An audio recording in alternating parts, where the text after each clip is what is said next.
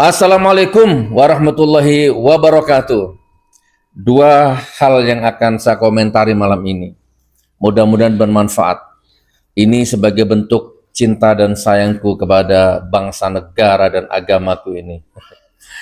Oke, teman-teman, Qodari ya.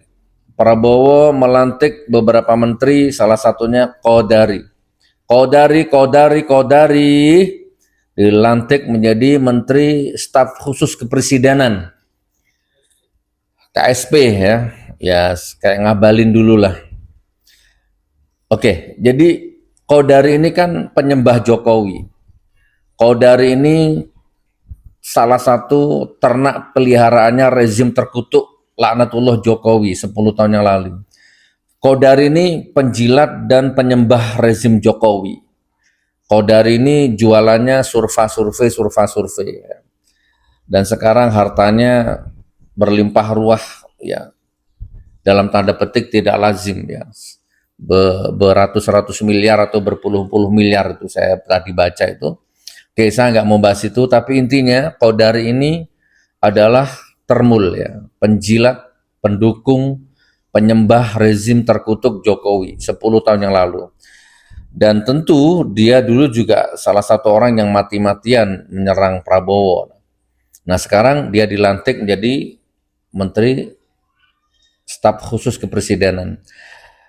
Nah ini yang saya tidak ngerti ya. Jujur ya, kan saya kan oposisi, jadi saya bebas ngomong. Tapi sampai detik ini yang penting saya bukan penjilat. Dulu 2019 tenaga, harta, waktu, pikiran ya, saya korbankan untuk Prabowo, berjuang di garda terdepan, keliling Indonesia, ya kan, membela Prabowo. Saya dulu begitu. 2019 wajib ganti presiden.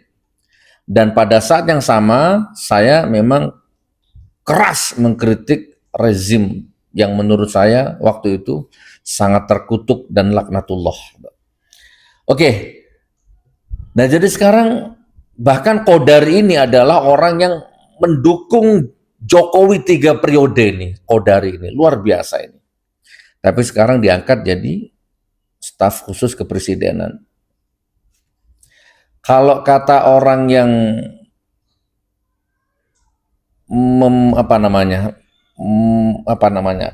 kalau menurut orang yang berpihak kepada Prabowo lahir dan batin, pasti menganggap ini sebuah strategi. Ya nggak masalah, kalau saya setuju saja gitu kan. Kalau saya kan mendukung Prabowo ya bukan lahir dan batin, tapi kalau benar saya dukung, kalau enggak ya enggak, kan gitu kan ya. Bahkan kalau menurut analisa saya ini karena wakil presidennya Gibran saja, jadi rakyat nggak punya pilihan. Coba kalau wakil presidennya bukan Gibran ya, mungkin lain cerita. Lain cerita itu maksudnya kalau sekarang ini kan kalau Prabowo misalkan ini sampai rakyat marah sama Prabowo karena keputusannya kadang bertentangan sama rakyat, kan rakyat bingung mau dilengserkan nanti gantinya Gibran kan itu. Itu yang saya maksud. Jadi akhirnya kadang-kadang Pak Prabowo ini kan mengambil keputusan di luar nalar rakyat, di luar akal sehat rakyat, penjilat diangkat jadi di dalam kabinetnya, ya kan, termul diangkat di dalam kabinetnya, termasuk ini si Qodari ini. Nah tapi oke lah, saya nggak usah terlalu serius menanggapi itu. Jangan-jangan ini strateginya Pak Prabowo.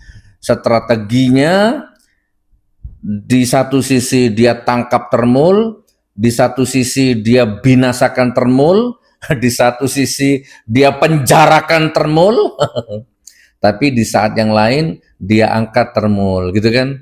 Dia rekrut termul. Mungkin ini bagian dari strategi mungkin ya. Dia timbul tenggelamkan termul-termul itu. Yang satu ditenggelamkan, yang satu diangkat. Mungkin begitu ya. Mungkin itu strateginya. Oke, nggak apa-apa lah ya, karena bagaimanapun juga kan wakilnya Gibran, susah nanti kalau diganti Gibran, tambah remuk bangsa ini kan gitu. Oke, lanjutkan Pak Prabowo, silakan lanjutkan strategi timbul tenggelamkan termul itu, monggo silakan. Yang jelas saya selalu berdoa ya, semoga Anda dan bangsa ini dilindungi sama Allah ya, karena ya begitulah berat mungkin tugas Anda ini ya. Oke, Qaudari, mudah-mudahan feeling saya benar. Saya punya feeling ya.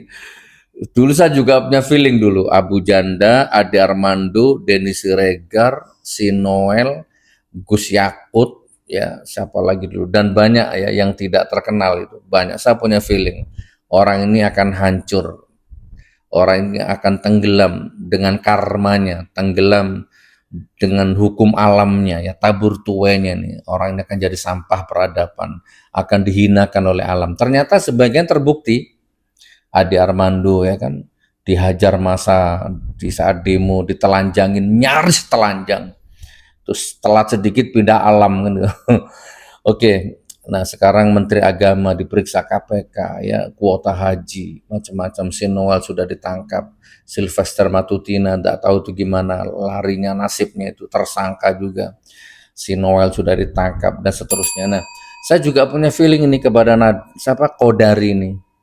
Qaudari ini ya nggak lama, hanya soal waktu, dia juga akan memakan karmanya, tabur tuanya. Dia akan segera dihinakan oleh Allah dan oleh alam raya ini. Ya, dia akan mengalami sesuatu yang dahsyat. Kurang belajar bagaimana, kurang apa Syahroni, Nafa Urbah, Eko Patrio, nggak mau belajar kepada Sri Lanka, nggak mau belajar kepada Nepal, ya kan? Coba Nepal tuh, itu, dan kalian nggak mau belajar dari sana. Ada istri Perdana Menteri mati terbakar, Menteri Keuangan ditelanjangi, beberapa pejabat dihajar, diarak, ya kan? Rumah semua dibakar habis, lalu dipilih pemimpin baru dengan cara yang sehat. Nah, Anda nggak belajar dari Nepal ya, bahwa kesombongan, ketakaburan, kedoliman, kolusi, korupsi, nepotis, penjilat, itu pasti akan dihinakan sama Allah. Pasti. Nah, kalian nggak mau belajar dari situ. Tunggu saatnya ya. Oke, Qaudari, selamat menikmati jabatan Anda. Saya nggak kenal Anda secara personal, kita nggak punya masalah toh. Dan yang saya kritik ini jabatan Anda. Anda ini dulu penjilat. Anda memuja-muja Jokowi, nyembah-nyembah Jokowi, dukung Jokowi 3 periode. Ya kan? Di sisi lain Anda menjatuh-jatuhkan Prabowo. Nah, sekarang Anda jadi menterinya Prabowo. Itu namanya penjilat. Lalu yang kedua, saudaraku, ini heboh lagi nih, KPU ini lagi-lagi tidak mau belajar ini. Ya kan? Setelah viral, ya kan? Viral, bikin peraturan, ya, data-data, dokumen-dokumen capres-cawapres ditutup, dirahasiakan, viral. Terus Anda rubah lagi aturannya. Sekarang ini viral lagi kamu ini. KPU, viral lagi nih. Pendidikan Gibran awalnya kosong, ya kan? Pendidikan terakhir sudah kosong. Begitu ramai viral, sekarang dirubah lagi datanya. Pendidikan terakhir S1. Gimana? Gimana ini? Kamu tuh tes ombak terus ya? Oke, teruskan. Saya tak lihat, tak nonton. Nggak lama. Nggak lama. Mudah-mudahan feeling saya bener. Mudah-mudahan feeling saya bener.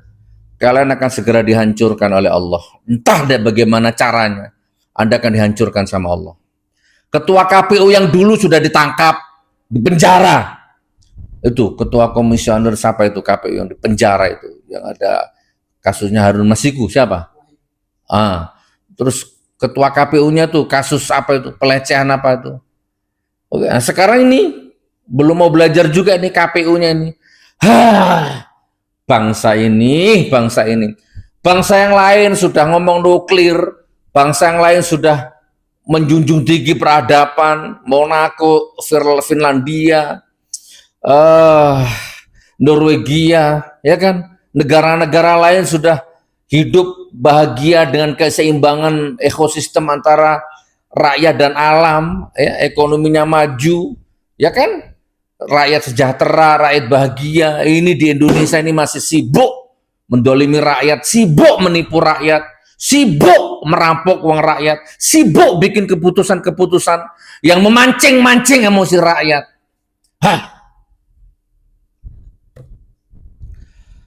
Masya Allah. Oke ya. Astagfirullahaladzim. Ijazah bapaknya belum selesai sampai sekarang, ya kan? Sudah menjara banyak orang. Saya di penjara 4 tahun hanya berdasarkan fotokopi ijazah. Fakta persidangan di dalam sidang jaksanya saya tuding, hei jaksa Aprianto, kalau kamu bisa datangkan ijazah aslinya tak cium kakimu. Nggak bisa datang di depan hakim. Berkekuatan hukum itu omongan saya itu. Nggak bisa datang. Sampai detik ini masih banyak pengacara yang bela. Masih banyak pengacara yang masih ngancam-ngancam orang, intimidasi orang. Masih banyak termul-termul yang membabi buta. Sekarang anaknya dipermasalahkan ini ijazah SMA-nya ini. Sekarang KPU-nya main-main juga ini. KPU. Allah. Ya kalau Anda mau kalau ada rakyat mau mendoakan yang baik, monggo. Saya tak doakan yang jelek saja. Pokoknya kalau KPU ini rezim penguasa ini nggak mau tobat, terus mendolimi rakyat, terus memancing-mancing rakyat, mudah-mudahan segera dihancurkan sehancur-hancurnya. Bahkan kalau bisa lebih dahsyat daripada Nepal.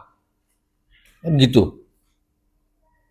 Lalu tumbuh harapan baru, tumbuh rezeki baru, tumbuh pemerintahan yang baru, tumbuh sistem baru, hibrida baru, tumbuh pemimpin-pemimpin baru.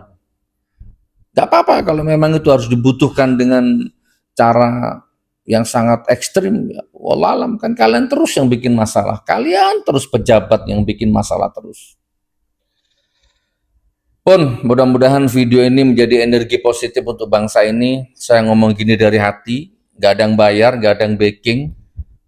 Haram hukumnya, saya makan uangnya rezim penguasa laknatullah, haram hukumnya. Dan saya sampai sekarang nggak jadi komisaris dan saya nggak pro siapa-siapa, saya pro kebenaran. Oke, saya pro rakyat. Oke. Assalamualaikum warahmatullahi wabarakatuh.